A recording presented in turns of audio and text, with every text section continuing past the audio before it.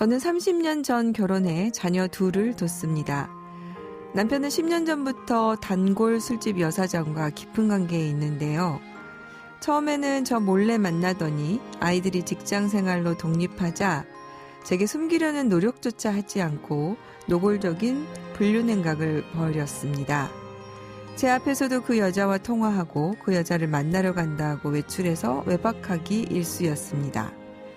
저는 너무 화가 나고 억울해 3년 전 술집 여사장을 상대로 위자료 청구 소송을 제기했고 위자료 2천만 원을 지급받는 판결을 받았습니다. 남편과 당장 이혼하고 싶었지만 아직 미혼인 자녀들의 혼삿길에 부모가 걸림돌이 될까 두려워 이혼을 참고 있습니다. 그러자 남편은 저에게 욕설과 폭력을 시작했고 술집 여사장과 관계도 여전히 지속했습니다. 심지어 여사장은 위자료 2천만 원은 남편이 주었다면서 결국 그 돈은 그 집에서 나온 것이고 돌고 도는 돈이니 저는 아무런 이득이 없다고 조롱까지 했습니다. 결국 참지 못한 저는 남편을 상대로 이혼 소송을 제기했고 술집 여사장에겐 상간녀 위자료 청구를 함께 했습니다.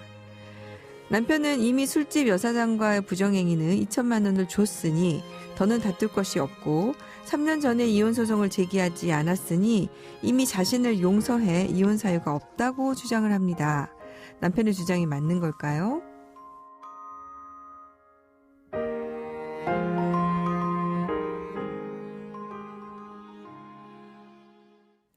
네, 상간녀를 만나러 간다고 아내에게 얘기를 하고 대놓고 부정행위를 저질렀다는 건데요. 사연자분이 얼마나 힘드셨을지 짐작이 될 것 같은데 3년 전에 상간녀에게 위자료 청구 소송을 했네요. 김하영 변호사님. 그러면 남편의 말대로 다시 위자료 청구 소송을 할 수 없는 겁니까? 우선 이 사연의 경우 계속적인 불륜 행위가 있었기 때문에 그 관계가 지속되는 한 부정한 행위를 이유로 하는 이혼 청구권은 소멸하지 않습니다. 또 이제 이전의 판결은 이제 10년 전부터 이제 소송을 제기하였었던 3년 전까지의 부정 행위에 대한 판단이었을 뿐이고요. 이제 3년 전부터 현재까지 이어져 오고 있는 부정 행위에 대해서는 이제 판단을 받은 바 없기 때문에 이 부분 이 부정 행위에 대해서 위자료 청구권이 발생하였다고 봐야 됩니다. 만약에 이제 정말로 소송을 하게 된다면 3년 전에 위자료 2천만 원이 나왔는데 이번에도 그 정도의 금액이 나올까요? 네, 이제 상간자에 대한 이제 위자료 청구 소송에서 이제 위자료 산정의 기준이 어떠한지에 대해서는 이제 기준이 대략적으로 얼마나 오랫동안 그 부정한 관계를 유지하였는지, 그리고 그 불륜 관계로 인하여 배우자에게 얼마나 심각한 정신적 손해를 끼쳤는지, 또 배우자뿐만 아니라 자녀들에게도 이제 영향을 끼쳐서 이제 가족 전원 전체에게 얼마나 이제 충격을 주었는지, 고통을 주었는지 이런 것들을 종합적으로 판단을 하는데요. 보통 이제 교제의 이제 정도, 기간 등을 이제 고려합니다. 그래서 비슷한 사안에서 이제 선행해서 2천만 원이 나왔기 때문에 동일하게 판단해서 그 다음 이제 소송에서도 2천만 원을 똑같이 선고하는 경우도 있고요. 또 어떤 경우에는 이미 부정행위를 한번 판단을 받았음에도 계속 관계를 유지하는 점에서 이제 이 더 무게를 둬서 다음 소송에서는 더 증액을 해서 3천만 원으로 증액을 해서 이제 1천만 원 증액을 해서 판결을 내리는 경우도 있었습니다. 그렇군요. 네, 근데 이제 사연의 경우에 보면은 이제 술집 여사장이 이제 이전 선행 판결이 있었음에도 불구하고 심지어 아내분께 연락을 해서 막 조롱을 하고 심지어 그러게요. 고통을 이 부분은 좀 죄질이 네. 나빠 보여요. 네, 이런 부분이 있기 때문에 이런 부분을 이제 재판부가 판단을 하면 아마 이전 판결이 2천만 원보다 더 증액된 금액으로 이제 판결을 받으시리라고 예상이 됩니다. 네, 좀 그렇게 되면 좋겠다는 생각이 드는데요. 근데 지금 남편이 3년 전에 이혼 소송을 제기하지 않았으니 이것은 본인이 용서한 것이 아니냐, 결국에는 묵인한 것이 아니냐, 이렇게 지금 얘기를 하는데 남편의 말은 어떻게 봐야 될까요? 네, 우리 법원은 이제 이 부정행위를 한 배우자가 이제 타인과 수년간 동거하는 사실을 알면서도 이제 특별히 의사표시나 행동을 하지 않은 경우에도 이런 사정만으로는 부정행위를 묵시적으로 용인했다, 뭐 용서했다라고 보지 않고 있습니다. 그렇기 때문에 이제 용서를 한다는 것을 좀 엄격하게 판단을 하고 있는데요. 네. 심지어는 이제 이런 경우도 있습니다. 좀 의심스러운 남편에게 내가 사실대로 얘기하면 다 용서할 테니 이제 사실대로 다 자백해라 이렇게 어. 말을 했을 때 남편이 이제 용서를 해주나 보다 싶어서 이제 막 자신의 불륜 사실을 고백하는 이런 회유적인 표현을 했다고 해도 용서한 것으로 보지는 않는다고 판단을 하기도 했습니다. 네. 용서할 테니 자백해라 했을 때도 그러니까 진정한 의사가 아니라는 것이겠죠. 네. 그럼 어떤 경우가 이제 용서한 것이다라고 보게 됩니까?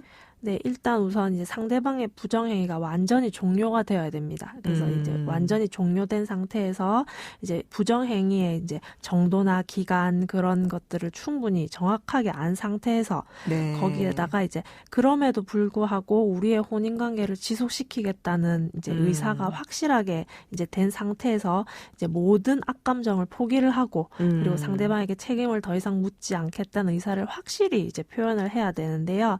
뭐 비슷한 사안에서 이제 배우자의 부정행위도 충분히 알고 그리고 그 불륜 상대도 이제 안 상태에서 두 사람이 다시는 만나지 않으면 모든 일을 없던 것으로 하겠다라는 그런 충분한 협의 끝에 합의각서를 작성했을 때 이때는 이제 이 각서를 받은 배우자가 이제 그동안은 이제 악감정을 모두 다 포기하고 만나지만 않으면 이제 모든 것은 없던 것으로 하고 부부관계를 지키겠다라고 하는 의사가 표현됐다고 해서 이 정도는 되어야 용서를 했다고 보고 있습니다. 네.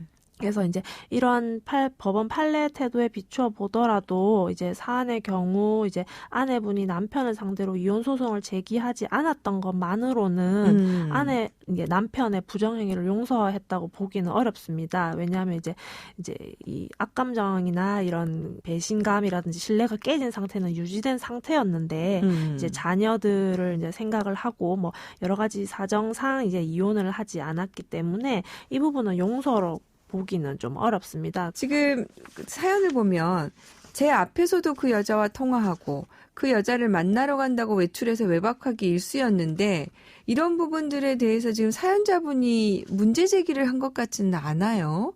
이런 부분은 어떨까요? 이걸 묵인으로 볼 수 있을까요? 네, 그 부정행위가 일단 계속 유지되고 있었기 때문에 이제 840조 1호 부정행위에 해당을 하고 이런 부분을 일일이 지적하고 뭐 이렇게 개선을 하라고 요구를 하고 이렇지 않았다고 해서 묵인으로 보기는 어렵습니다. 사실 네. 묵인도 부정행위에 대해서 알고 용서하는 그런 의사가 전제된 상태에서 묵인이라는 것이 인정되기 때문에 또 보면 배우자가 막 그 심하게 이제 막 이런 함부로 대하는 욕설과 폭력을 또 하기도 했어요. 그래서 네. 이런 부분이 이제 부당한 대우에도 사모의 부당한 대우에도 이제 포함이 되고 이러한 경우가 보면 뭐 불정행위가 있었던 그 당시에는 별다른 이제 뭐 문제가 없었다고 하더라도 그것 때문에 혼인이 파탄이 나서 서로의 신뢰가 깨지는 경우가 있기 때문에 이제 부정행위 자체는 좀 이제 과거에 오래전에 있었다 하더라도 그 일로 인하여 이제 부부관계가 파탄났을 경우에는 6호 기타 혼인을 유지하기 어려운 사정이다라고 보고 있기 때문에 지금 전체적으로 뭐 현재까지도 부정행위가 계속 이어져 오고 있고 그리고 뭐 폭언 폭행도 지속되고 있고 그리고 또 혼인 파탄이 난 그게 이제 귀책이 남편에 의해서 이제 더 이상은 유지되기 어려운 정도로 혼인 파탄이 난 사정이 있기 때문에 뭐 전체적으로 봤을 때는 이혼 사유가 남편의 귀책으로 인해서 있다고 보아집니다. 네. 일단 우리 김하영 변호사님 설명을 들어보니까 남편의 주장은 전혀 말이 안 되는 주장인 네. 걸로 정리가 됐네요. 오늘 사연 주신 분 도움이 좀 되셨길 바랍니다. 오늘 김하영 변호사님 도움 말씀 감사합니다. 네, 감사합니다. 양소영 변호사의 상담소 양담소는 내일 또 문을 엽니다. 프라이머리의 공들이 끝곡 들려드릴게요. 양소영이었습니다.